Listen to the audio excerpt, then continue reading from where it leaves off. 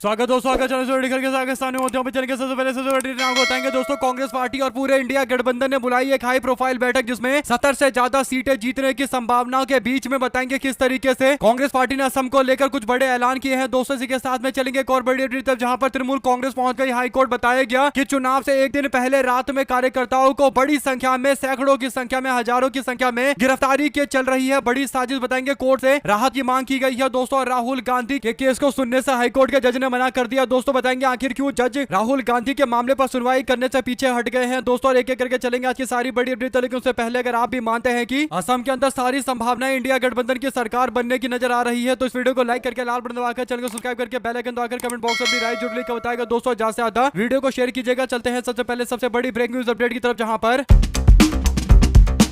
असम के विधानसभा चुनाव खत्म होने के बाद कांग्रेस पार्टी ने एक हाई प्रोफाइल बैठक बुलाई दोस्तों। कांग्रेस पार्टी असम के सारे नेता मौजूद थे, खासकर तो चुनावी मैदान में उतरे हुए हैं, और सहयोगी दल के लोग भी मौजूद थे दोस्तों। एक होटल के अंदर ये बैठक होती है और हर सीट को लेकर एक एक करके जानकारी इकट्ठा की गई। और इस दौरान गौरव गोगोई ने बताया कि उनके पार्टी ने एक इंटरनल सर्वे कराया है, यानी जो संयुक्त उम्मीदवार है 125 उम्मीदवार, उन्हें लेकर दावा करते हुए गौरव गोगोई ने कहा कि हमारे इंटरनल सर्वे में, यानी आंतरिक सर्वे में, हम लोग 70 से 77 सीटें जीतने की स्थिति में है और 63 के बहुमत के आंकड़े से ज्यादा सीटें हासिल करके इस बार सरकार बनाएंगे दोस्तों। और गौरव गोगोई काफी सोच विचार करने के बाद, यानी 9 तारीख को ही चुनाव हुए थे दोस्तों, और फिर 20 तारीख को बीते दिन बैठक बुलाई जाती है। तकरीबन 11 दिनों के इंतजार के बाद, इंटरनल सर्वे कराने के बाद ये दावा गौरव गोगोई कर रहे हैं। हालांकि कई तरीके के न्यूज चैनल पर जो बड़े वरिष्ठ पत्रकार है दोस्तों, वो भी संकेत दे रहे हैं कि कहीं ना कहीं असम में बदलाव की हवा बह चुकी है और असम ने बदलाव के लिए वोट किया है, क्योंकि जिस तरीके की बंपर वोटिंग असम में हुई है, सारे रिकॉर्ड आज तक के टूट गए हैं। ऐसे में विपक्षी दल अपने इंटरनल सर्वे का जो दावा कर रहे हैं उसे लेकर 4 तारीख को सब कुछ क्लियर होगा दोस्तों। लेकिन अब एक चीज तय है कि असम के अंदर परिवर्तन के कुछ संकेत तो मिलने लगे हैं और गौरव गोगोई इस बात पर मोहर लगा रहे हैं कि इंडिया गठबंधन की सरकार बन रही है दोस्तों। क्या आप इस बात से सहमत है कि 77 और 70 के बीच का आंकड़ा रहने वाला है? तो अपनी राय जरूर लिखकर बताएगा। इसके तरह अगर आप लोग कुछ और आंकड़ा देना चाहते हैं तो कमेंट बॉक्स में लिखकर जरूर बताएगा दोस्तों। इसी के साथ में 23 तारीख को पश्चिम बंगाल में पहले चरण के लिए वोट डाला जाएगा, लेकिन 23 तारीख से पहले यानी 22 तारीख की रात को तृणमूल कांग्रेस के हजारों कार्यकर्ताओं को उठाने की एक बड़ी साजिश चल रही है दोस्तों। ये दावा तृणमूल कांग्रेस ने किया है और केवल दावा नहीं बल्कि हाईकोर्ट पहुंच गए हैं। जो अपडेट है वो ये कि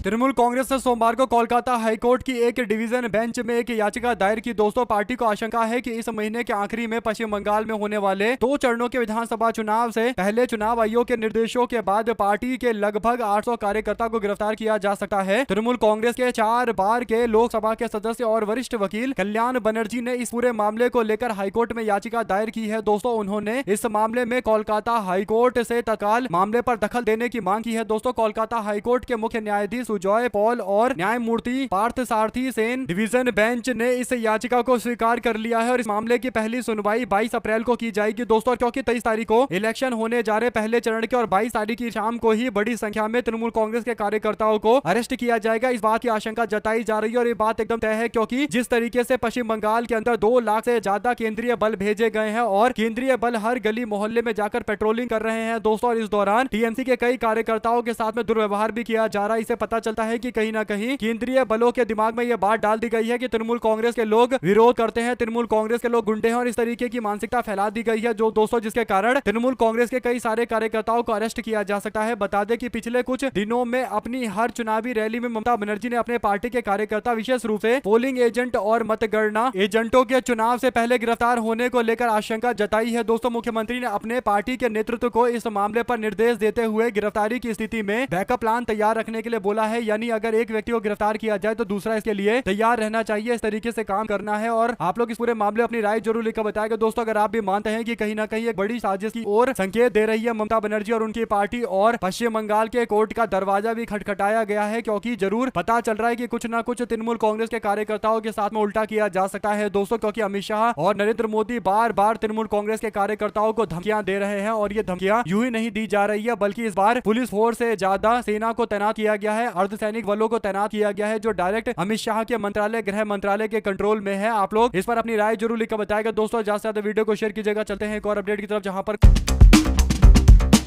कांग्रेस पार्टी के नेता राहुल गांधी की दोहरी नागरिकता के मामले को लेकर लगाए गए आरोप पर सोमवार को यानी बीते दिन अचानक से खबर आती है दोस्तों। इलाहाबाद हाईकोर्ट की लखनऊ खंडपीठ के जज सुभाष विद्यार्थी ने सुनवाई करने से मना कर दिया और राहुल गांधी से जुड़े मामले को लेकर वो अलग हो गए दोस्तों। कोर्ट ने आदेश दिया था कि मामले फाइल हाईकोर्ट के चीफ जस्टिस के सामने पेश किया जाएगा और सोशल मीडिया पर जिस तरीके के याचिकाकर्ताओं के द्वारा आरोप लगाया गया जज को लेकर, क्योंकि जज ने राहुल गांधी की गिरफ्तारी पर रोक लगा दिया था दोस्तों। एफआईआर दर्ज करने पर रोक लगाते हुए राहुल गांधी को नोटिस देने के लिए बोला था। इस बात पर बीजेपी के याचिकाकर्ता विघ्नेश शिशिर भड़क जाते हैं और सोशल मीडिया पर कई तरीके के आरोप जज सुभाष विद्यार्थी पर लगाते हैं, जिसके बाद सुभाष विद्यार्थी ने फैसला लिया है कि वो इस मामले की सुनवाई नहीं करेंगे और उन्होंने अपने आप को इस मामले से अलग कर लिया है। नए जज को चुना जाएगा। सवाल यह है कि पुराने जज को क्यों दबाया गया है दोस्तों, क्यों परेशान किया गया, क्योंकि बिना परेशान किए तो उन्होंने केस को छोड़ा नहीं होगा। ये बहुत गंभीर मामला है और इस पर सही से जांच पड़ताल करानी चाहिए कि क्या जज पर दबाव बनाकर उनको इस केस से बाहर जाने के लिए, अलग होने के लिए मजबूर किया गया है। आप लोग अपनी राय जरूर लिखकर बताएगा दोस्तों। चलते हैं एक और बिग न्यूज अपडेट की तरफ, जहां पर सुप्रीम कोर्ट ने सोमवार को पश्चिम बंगाल में हुए वोटर लिस्ट की विशेष गहन पुनर्निरीक्षण प्रक्रिया से जुड़े विवादों पर सुनवाई करते हुए एक अहम टिप्पणी की है दोस्तों। कोर्ट ने कहा कि वो मामले में कोलकाता उच्च न्यायालय के मुख्य न्यायाधीश से रिपोर्ट मंगवाएंगे, खासकर उन अपीलिएट ट्रिब्यूनल के कामकाज करने के तरीके को लेकर जिनसे जुड़ा हुआ विवाद अभी देखने को मिल रहा है। वरिष्ठ अधिवक्ता यानी वकील देवदत्त कामत ने मुख्य न्यायाधीश सीजीआई सूर्यकांत और न्यायमूर्ति जयमाल्य बागी के बेंच के सामने ये मामला उठाया दोस्तों। दरअसल बताया गया कि जो ट्राइब्यूनल बनाया गया है वो काम सही से नहीं कर रहा, यानी कोर्ट ने कहा था कि 23 तारीख को पहले चरण के चुनाव होने वाले, उससे पहले अगर ट्राइब्यूनल ने ये आदेश दे दिया और कह दिया कि किसी व्यक्ति का नाम लिस्ट में जुड़ना चाहिए तो उसको वोट देने का अधिकार मिल जाएगा, यानी इंतरिम ऑर्डर के आदेश पर भी वोट देने का अधिकार मिल जाएगा। लेकिन ट्राइब्यूनल के काम करने के तरीके पर सवाल इसलिए खड़ा हो रहा है क्योंकि ट्रिब्यूनल ठीक से काम नहीं कर रहा, वो कंप्यूटर और इंटरनेट से आधारित आवेदन ही ले रहा है दोस्तों। यानी जिन लोगों के नाम जुड़वाने हैं, यानी लॉजिकल डिस्क्रिपेंसी में जिसका नाम रखा गया था और उनको नाम जुड़वाना है और सामने जाना है एपलेट बॉडी के, तो ट्रिब्यूनल में यानी जजों के सामने जाने के लिए वो खुद से जाकर डॉक्यूमेंट जमा नहीं कर सकते, बल्कि ऑनलाइन करने के लिए बोला जा रहा है। एक तरीके से लोगों को, गांव देहात के लोगों को परेशान करने की कोशिश की जा रही है दोस्तों। इसी मामले पर अब हाईकोर्ट के जज से पूरी रिपोर्ट मांगी है सुप्रीम कोर्ट ने। लेकिन सवाल ये उठता है कि 23 तारीख को पहले चरण के चुनाव होने वाले दोस्तों, उससे पहले कितने सारे सवाल एसआईआर के ऊपर उठ रहे हैं। ऐसा ही अगर एसआईआर 4-5 साल पहले कराया गया होता, यानी बड़े लंबे समय तक कराया गया होता, 2 साल 3 साल लेकर कराया गया होता, तो किसी को कोई दिक्कत नहीं होती। लेकिन अचानक से 4-5 महीने में ही पूरा एसआईआर कराने की जो एक बड़ी साजिश बिहार से शुरू हुई थी दोस्तों और बंगाल के अंदर इसे इस्तेमाल किया जा रहा है। कहीं ना कहीं एसआईआर पूरी प्रक्रिया ही देश के अंदर मतदाताओं को अलग थलग करके किसी एक पार्टी को फायदा पहुंचाने की एक बड़ी साजिश है। अब ये डंके की चोट पर बोला जा सकता है क्योंकि चुनाव आ गए हैं और अभी तक फाइनल लिस्ट तैयार नहीं हुई है। आप लोग इस पर 2 शब्द जरूर लिखकर बताएगा, ज्यादा से ज्यादा वीडियो को शेयर कीजिएगा। साथ साथ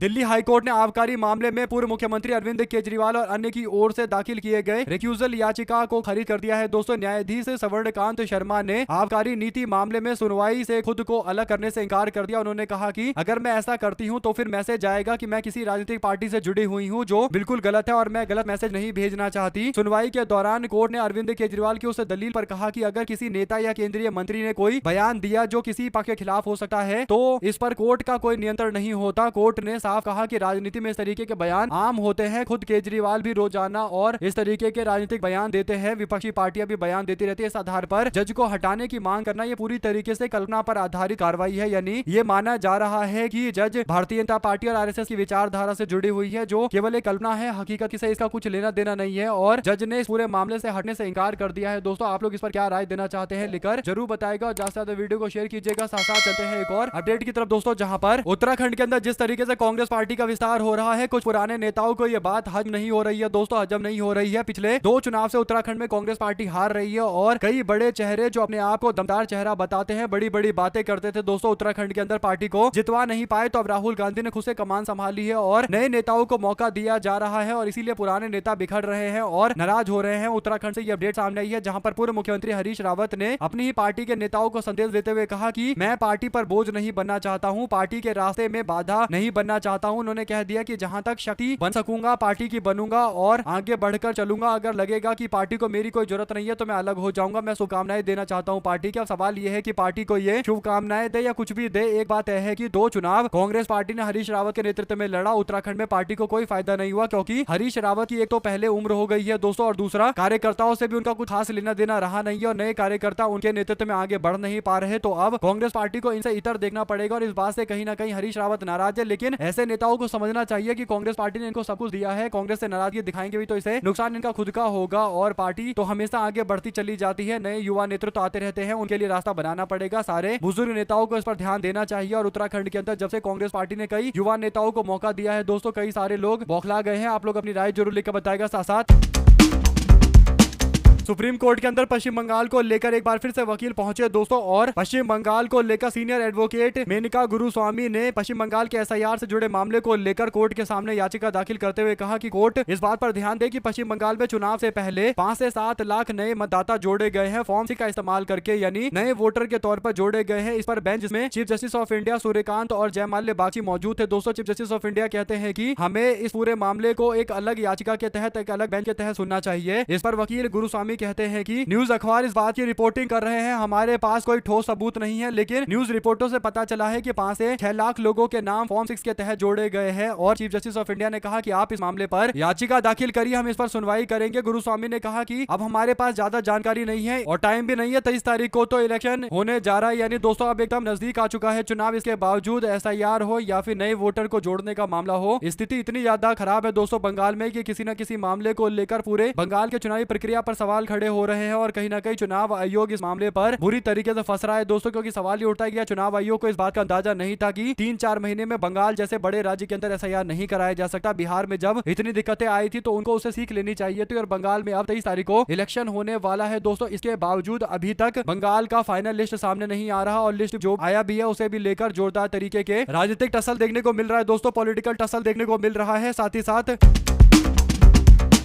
चीफ इलेक्शन कमिश्नर को लेकर एक बयान आता है सुप्रीम कोर्ट के सीनियर एडवोकेट कपिल सिब्बल का। वो कहते हैं कि नरेंद्र मोदी ने जो बयान देश को संबोधित करते हुए दिया, उस बयान से पहले देश के चुनाव आयोग को नरेंद्र मोदी को इस तरीके के संबोधन पर रोक लगाना चाहिए था। नरेंद्र मोदी को ये स्पीच, ये भाषण नहीं देने देना चाहिए था। और अगर ऐसा इलेक्शन कमीशन ऑफ इंडिया करता तो एक अच्छा मैसेज आता, लेकिन अब नरेंद्र मोदी को जोरदार तरीके का विरोध 2029 में झेलना पड़ेगा। और नरेंद्र मोदी इस बार चुनाव आयोग के साथ मिलकर काम कर रहे हैं, ये बात क्लियर कट मैसेज जा रहा है। और 2029 के चुनाव में चुनाव आयोग की निष्पक्षता पर भी सवाल खड़े होंगे, यानी दोहरे सवाल का मामला सामने आ रहा है दोस्तों। इसी के साथ में चलते हैं एक और अपडेट की तरफ, जहां पर राजस्थान के अंदर प्रधानमंत्री नरेंद्र मोदी के पहुंचने से 24 घंटे पहले बालोतरा के पादरी के अंदर होने जा रहे रिफाइनरी के उद्घाटन से पहले आग लग गया दोस्तों, और पूरे क्षेत्र को खाली करवाया गया। यानी नरेंद्र मोदी आज मंगलवार को यहां पर आने वाले थे और गुजरात के मुद्रा पोर्ट से इस रिफाइनरी तक कच्चे तेल की पाइपलाइन बिछी हुई है। और ये प्रोजेक्ट एचपीसीएल और राजस्थान सरकार का है, लेकिन इससे पहले आग लगने की घटना सामने आने के बाद स्थिति काफी खराब हो गई दोस्तों। और इस पूरे मामले को लेकर अब जांच पड़ताल का दावा किया जा रहा है, लेकिन नरेंद्र मोदी उद्घाटन करने आए तो उससे पहले 24 घंटे पहले यह हादसा हो जाना कहीं ना कहीं इस बात के संकेत देता है दोस्तों कि तगड़ा मिसमैनेजमेंट था। आप लोग इस पर अपनी राय जरूर लिखकर बताएगा। और चलते हैं एक और अपडेट की तरफ, जहां पर कांग्रेस के नेता राहुल गांधी ने सोमवार को आरोप लगाया कि एआईएडीएमके का नेतृत्व भ्रष्टाचार के कारण बीजेपी के सामने समर्पण कर चुका है। कन्याकुमारी में एक चुनावी रैली को संबोधित करते हुए उन्होंने कहा कि भारतीय जनता पार्टी तमिलनाडु पर एआईएडीएमके यानी स्थानीय पार्टी के साथ कंट्रोल करने की कोशिश कर रही है, यानी तमिलनाडु पर भाजपा राज करना चाहती है तो एआईएडीएमके का चेहरा दिखाकर बीजेपी राज करना चाहती है। और आरएसएस की विचारधारा डीएमके और द्रविड़ विचारधारा के खिलाफ है, इसीलिए इसका पुरजोर तरीके से विरोध किया जाना चाहिए। गांधी ने संघीय सिद्धांतों पर जोर देते हुए कहा कि हर राज्य की अपनी आवाज और प्रतिनिधित्व होना चाहिए। उन्होंने कहा कि हर राज्य के लोगों को अपना राज्य खुद चलाना चाहिए और भाजपा के लोग तमिलनाडु को एआईएडीएमके के माध्यम से यानी पलानीस्वामी के माध्यम से कंट्रोल करना चाहते हैं। यह भाजपा की तमिलनाडु में दूर की एक रणनीति है, एक बड़ी साजिश है तमिलनाडु के लोगों के खिलाफ, यहाँ के कल्चर, यहाँ के द्रविड़ मूल के विचारों को नष्ट करने के लिए। साथ केंद्रीय जांच एजेंसी प्रवर्तन निदेशालय ने हवाला से लेन देन के मामले को लेकर, मनी लॉन्ड्रिंग के मामले को लेकर राजनीतिक दलों के लिए चुनावी मैनेजमेंट करने वाली कंपनी आईपैक को हाल के दिनों में लगातार झटके दिए हैं दोस्तों। इस केस में आईपैक के निदेशक डायरेक्टर ऋषि राज सिंह को समन भेजा गया है। 20 अप्रैल को दिल्ली में पेश होने के लिए तलब किया गया दोस्तों। गौरतलब है कि आईपैक कंपनी को 2015 में स्थापित किया गया था, जो एक राजनीतिक दलों को राजनीतिक परामर्श सेवाएं प्रदान करती है दोस्तों। इनमें 2 चुनावी राज्यों की सत्ताधारी पार्टी टीएमसी और डीएमके इससे जुड़ी हुई है। ऐसे में अचानक से अब जो अपडेट आ रही है दोस्तों कि ऋषि राज को समन भेजा गया है, इससे पता चल रहा है कि आईपैक जैसी कंपनी पर दबाव बनाया जा रहा है। और कई खबरों में यह पता चला है कि आईपैक कंपनी ने अपने काम को 20 दिनों के लिए बंगाल के अंदर रोक दिया है दोस्तों। एक तरीके से आईपैक कंपनी को परेशान करने के सारे तरीके अपनाए जा रहे हैं। अभी हाल फिलहाल में ईडी से लेकर आईटी विभाग सब छापेमारी कर रही थी और यह मामला इतना बड़ा आगे पहुंच गया दोस्तों कि अब आईपैक वाले काम नहीं कर पा रहे। और तमिलनाडु के अंदर तो 23 तारीख को इलेक्शन खत्म हो जाएगा, यानी लगभग पूरा काम किया आईपैक वालों ने। लेकिन जब सवाल उठता है तृणमूल कांग्रेस को लेकर तो फिर दूसरे चरण का चुनाव जो 29 तारीख को होने वाला है दोस्तों, यानी 8-9 दिन पहले, जब काफी ज्यादा तेजी से प्रचार होना चाहिए और आईपैक का ये काम होता कि तृणमूल कांग्रेस की नेत्री ममता बनर्जी का मैसेज एक एक व्यक्ति तक पहुंचाते और उन्होंने अगले 9 दिनों के लिए यानी चुनाव के लास्ट के 9 दिनों के लिए अपने पूरे तैयारी कर रखा होगा। लेकिन अब अपडेट आ रही है कि अब वो बंगाल में भी काम नहीं करेंगे, तो 20 दिन तक उनके काम करने पर पूरी तरीके से रोक लग चुका है। तो एक तरीके से आईपैक जैसी संस्थान जो राजनीतिक पार्टियों के लिए रणनीति बनाती है, चुनाव प्रचार करती है, उस संस्थान को चुनाव से कुछ दिन पहले ही बंद करके जाना पड़ रहा है। और ये सारा का सारा खेल दबाव के कारण हो रहा है दोस्तों। जिस तरीके की छापेमारियां चल रही है, कंपनी कितने देर तक इस तरीके के अटैक को, इस तरीके के हमले को झेल पाएगी, ये बड़ा सवाल रहता है। और इसीलिए आईपैक संस्थान ने अपना काम बंद किया तो सवाल और ज्यादा गहरा गए। साथ साथ चलते हैं एक और अपडेट की तरफ, जहां पर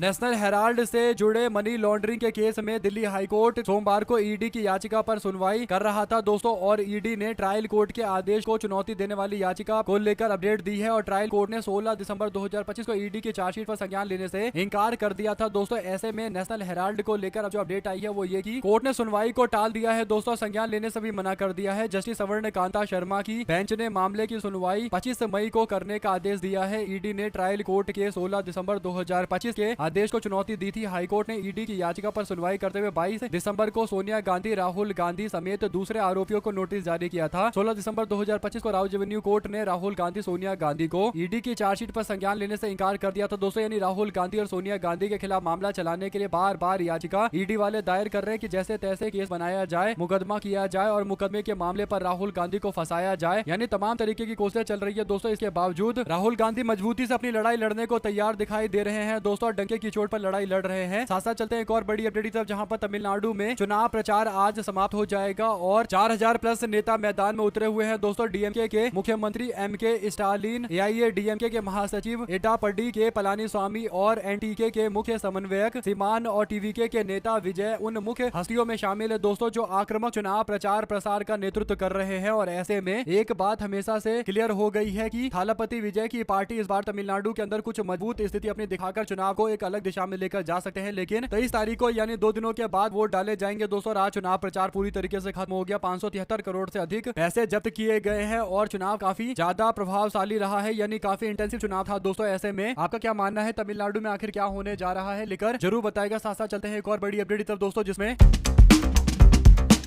मणिपुर में शट डाउन के बीच में रविवार को रात कई इलाकों में प्रदर्शन हुए। इम्फाल ईस्ट के कोई रेंगोई के इलाके में और इम्फाल वेस्ट के उरीपोक और केचिंग जिले के मशाल रैली निकाली गई दोस्तों। और केचिंग में प्रदर्शनकारियों ने पुलिस बलों के साथ में झड़प भी की और भीड़ को हटाने के लिए सुरक्षा बलों को आंसू गैस के गोले और स्मोक बम का उपयोग करना पड़ा, स्टन ग्रेनेड का इस्तेमाल करना पड़ा और प्रदर्शनकारियों ने पथराव किया। झड़प में कई लोग घायल हो गए जिन्हें अस्पताल में भर्ती कराया गया। 6 अप्रैल को ट्रेंगला ओबी क्षेत्र के अंदर बम धमाके में 2 बच्चों की मौत के मामले को लेकर विवाद मणिपुर के अंदर काफी ज्यादा गहरा गया दोस्तों। मणिपुर के अंदर प्रदर्शनकारी बार बार आकर विरोध कर रहे हैं। उनका मानना है कि उनको शांति नहीं मिल रही है और राज्य के अंदर जब से बीजेपी ने नई सरकार का गठन किया है, नए मुख्यमंत्री बनाए हैं, तब से तो स्थिति और ज्यादा खराब होती जा रही है। क्योंकि भारतीय जनता पार्टी की जो छवि बन चुकी है दोस्तों, जो बीजेपी के नेताओं की इमेज है, उसके हिसाब से ऐसा लग नहीं रहा कि 2 समुदायों के बीच में आपस में समझौता हो पाएगा। अगर आप भी मानते हैं कि भाजपा के मुख्यमंत्री को सबसे पहले इस्तीफा सौंपना चाहिए, तब जाकर ही कुछ माहौल ऐसा बनेगा जिससे शांति स्थापित जा सकती है। या आप लोग इस पूरे मामले पर कुछ और राय है जो भी आपको लगता है दोस्तों लिखकर जरूर बताएगा। और चलते हैं एक और बिग न्यूज अपडेट की तरफ, जहां पर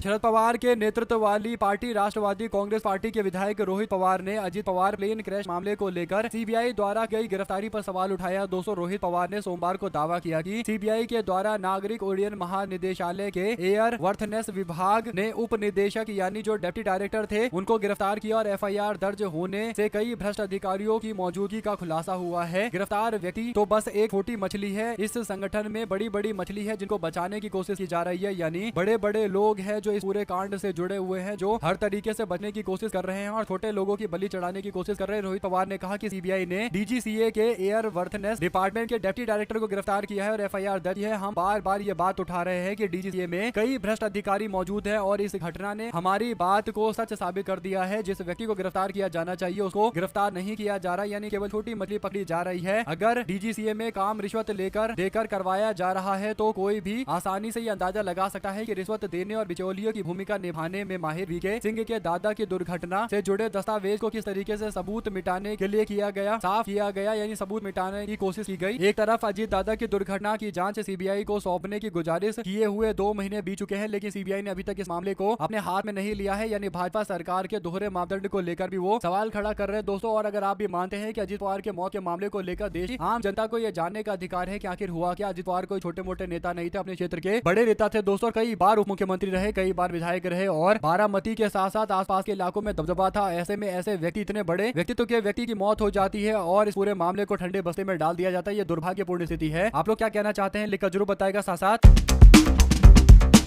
पहले चरण के चुनाव को लेकर कांग्रेस पार्टी बंगाल में अपनी अच्छी स्थिति पर काम कर रही है और नतीजा देखने को मिला कि भारी भीड़ कांग्रेस पार्टी को समर्थन के तौर पर दिखी है दोस्तों। और कांग्रेस पार्टी 3 जिलों में अच्छी लड़ाई लड़ रही है। एक तो उत्तर दिनाजपुर है, दूसरा मुर्शिदाबाद, तीसरा मालदा जिला है। ये तीनों जिले हैं जहां की लगभग सीटों के आसपास कांग्रेस पार्टी अपना मजबूती दिखा रही है। और कांग्रेस पार्टी के नेता शुभांकर सरकार, मौसम नूर और अली विक्टर के साथ साथ अधीर रंजन चौधरी तृणमूल कांग्रेस के लिए कई सीटों पर नुकसान पहुंचाते हुए दिखाई देंगे। तो बंगाल की सीटों पर कांग्रेस का दबदबा है और राहुल गांधी, मल्लिकार्जुन खड़गे इसीलिए प्रचार करने के लिए क्षेत्रों में पहुंच रहे हैं। आप लोग की जो भी राय है दोस्तों लिखकर जरूर बताएगा। ज्यादा से ज्यादा वीडियो को शेयर कीजिएगा। बहुत बहुत धन्यवाद सभी दोस्तों, भाइयों, बहनों, मित्रों का जुड़े रहने के लिए। जय हिंद, जय भारत।